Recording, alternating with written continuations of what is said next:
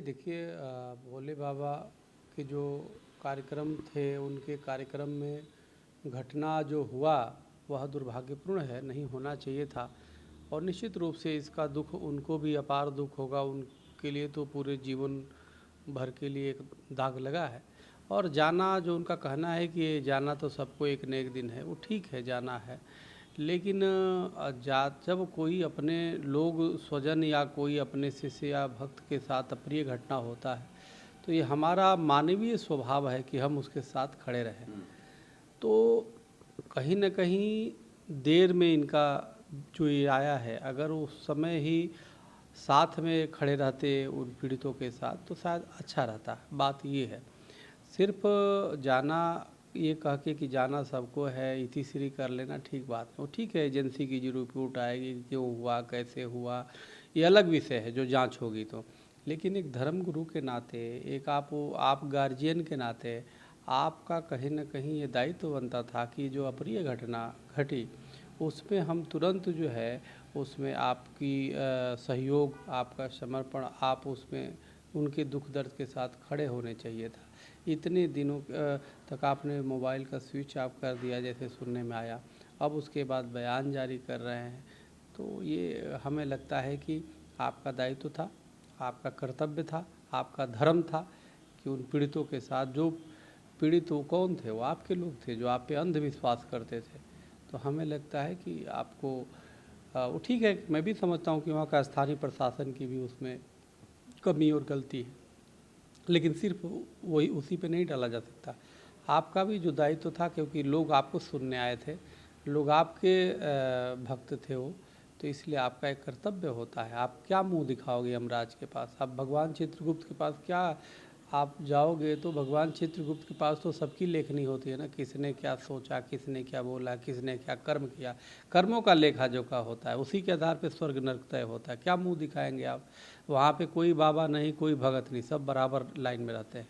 आपको क्या लगता है, उनको तुरंत सरेंडर करना चाहिए था, अपने आप को करना चाहिए था? नहीं देखिए, पुलिस के हवाले तो अगर पुलिस बुला रही तो बिल्कुल जाना चाहिए था, और जो भी जांच एजेंसियां कर रही है उसमें सहयोग जो मांगे उसको सहयोग देना चाहिए था। ये तो हर नागरिक का एक सामान्य सा कर्तव्य है, और वो तो धर्मगुरु, उनको तो और आगे बढ़ के वो करना चाहिए।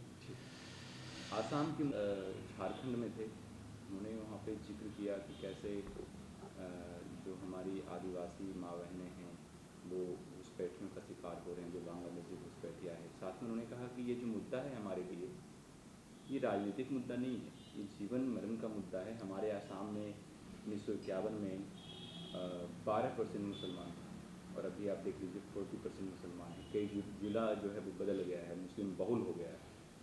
देखिए, असम के मुख्यमंत्री हेमंत बिस्वा शर्मा एक राष्ट्रभक्त, राष्ट्रवादी विचारधारा के मुख्यमंत्री हैं। उनकी सोच यथार्थ पे होती है, राष्ट्र पे के लिए होती है, लोगों के लिए होती है। और वो जो चिंता व्यक्त कर रहे हैं, वही चिंता व्यक्त अभी इलाहाबाद हाई कोर्ट ने भी किया था कि अगर धर्मांतरण को, घुसपैठ को नहीं रोका गया तो बहुसंख्यक अल्पसंख्यक में हो जाएगा।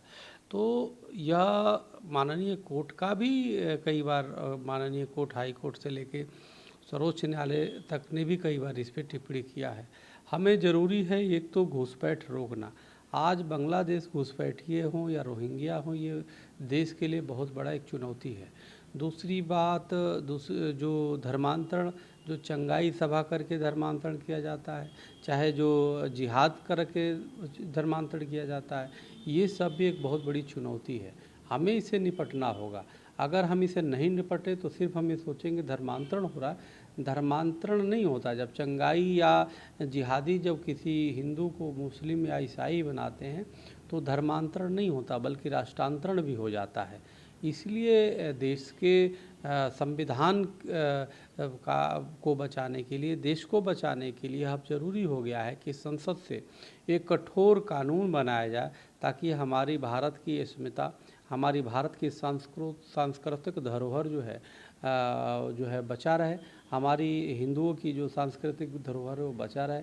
अन्यथा कोई दिन नहीं, 20-25 साल में एकदम आपको पूरी तरह मानचित्र बदलते नजर आएगा। क्योंकि यहाँ के अगर मूल निवासी यानी जो हिंदू राष्ट्रवादी हैं, वो इस राष्ट्र को ज़्यादा प्रेम करते हैं। आप देखो ना, फिलिस्तीन के नारे लग रहे हैं, फ़िलिस्तीन के जय फ़िलिस्तीन जय मीम किए जा रहे हैं, फ़िलिस्तीन की मुहर्रम में झंडे लहराए जा रहे हैं, भारत माता की जय बोलने के समय वो कहते हैं कि हमारा धर्म संप्रदाय खतरे में आ जाता है, नहीं बोल सकते, अल्लाह के सिवा दूसरे का जय नहीं बोलते, लेकिन फ़िलिस्तीन का जय बोल देते हैं। तो यह कट्टरपंथी सोच जो है वो कहीं ना कहीं अराष्ट्रवादी है। इसलिए राष्ट्रवादी की अगर रक्षा करना है तो अराष्ट्रवादियों को हमें हतोत्साहित करना पड़ेगा, उनके लिए खिलाफ कठोर कानून बनाने पड़ेंगे। बिल्कुल, थैंक यू। गुरुजी, सावन आने वाला है और कांवड़ यात्रा को देखते हुए जो मुजफ्फरनगर की स्थानीय पुलिस है उन्होंने मुजफ्फरनगर में जो भी दुकान चला रहे हैं उसके लिए एक फरमान जारी किया है कि आप अपने दुकान के बाहर अपना नाम लिखें और अपने कास्ट का नाम लिखें। देखिए, मुजफ्फरनगर की जो स्थानीय प्रशासन है उनके द्वारा जो कांवड़ियों को ध्यान में रखते हुए, उनकी शुचिता, उनकी पवित्रता को ध्यान में रखते हुए सभी दुकानदारों की जो के लिए एक आदेश जारी किया है जिसमें कहा है कि अपना नाम और अपनी पहचान जो है उजागर करें, तो यह बहुत ही सराहनीय कदम है। और मैं चाहता हूँ इसी पैटर्न में पूरे देश के जितने भी तीर्थ स्थल है वहाँ पे भी लागू हो, चाहे अमरनाथ यात्रा के समय जब जाते हैं या माँ वैष्णो देवी के दर्शन करने जाते हैं या और भी जो तीर्थ स्थल पे जाते हैं, आप देखेंगे कि सनातनी वैष्णो ढाबा लिखा होता है लेकिन वो किसी अब्दुल्ला का होता है, वो किसी हलाली का होता है।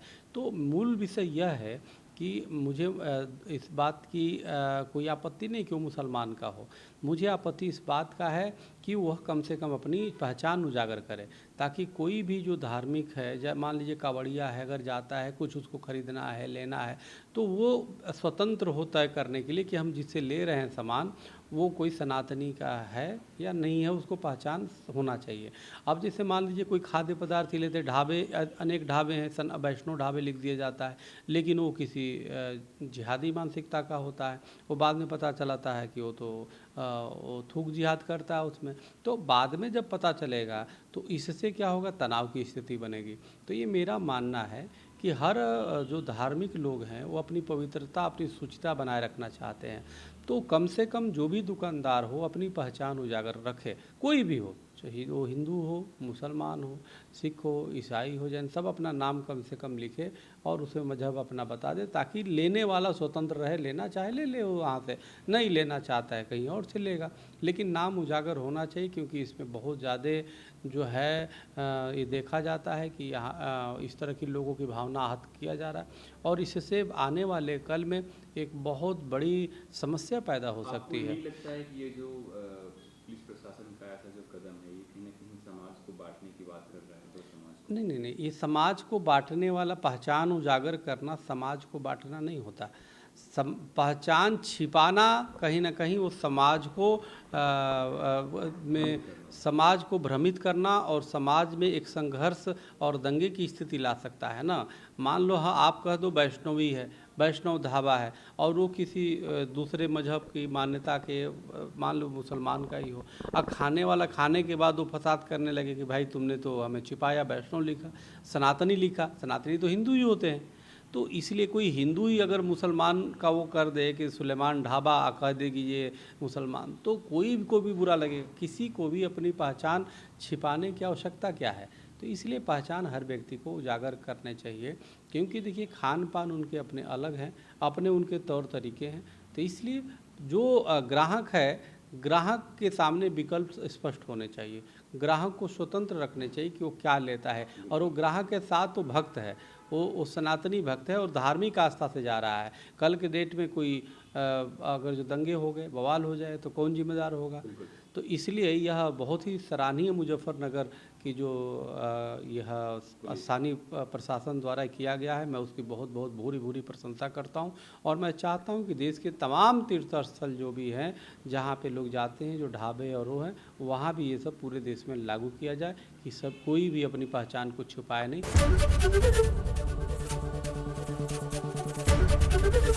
एबीपी गंगा, खबर आपकी, जुबान आपकी।